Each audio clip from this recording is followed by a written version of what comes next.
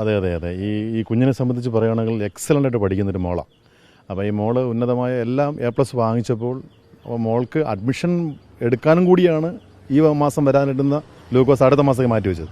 അപ്പോൾ മോൾക്ക് നല്ലൊരു സമ്മാനമൊക്കെ വാങ്ങി, മൊബൈൽ ഫോണാണെന്നാണ് ഞാൻ അറിഞ്ഞത്, അതൊക്കെ വാങ്ങി അടുത്ത മാസം വരാനായിട്ടിരുന്ന ഒരു സന്ദർഭത്തിലാണ് അൺഫോർച്ചുനേറ്റ്ലി ഈ ദുരന്ത വാർത്ത ഈ കുടുംബത്തെ തേടി ഇപ്പോൾ എത്തിയിരിക്കുന്നത്.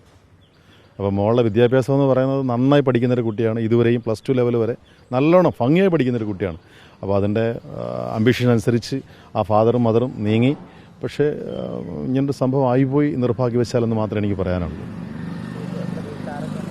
ഈ വീട്ടിൽ ഇപ്പോൾ ഇവിടെ താമസിക്കുന്നത് 93 വയസ്സുള്ള അപ്പച്ചനും 86 വയസ്സുള്ള അമ്മച്ചിയും, പിന്നെ ഇദ്ദേഹത്തിൻ്റെ വൈഫ് ഹൗസ് വൈഫാണ്. 2 പെൺമക്കളാണുള്ളത്. പെൺമക്കളിൽ മൂത്ത ആളാണ് ഞാൻ ഈ പറഞ്ഞ ലിഡിയ, മോളുടെ പേര് ലിഡിയ എന്നാണ്. രണ്ടാമത്തെ കുഞ്ഞ് 5ാം സ്റ്റാൻഡേർഡ് പഠിക്കുന്നു. ആ കൊച്ചിൻ്റെ പേര് ലോയിസ്.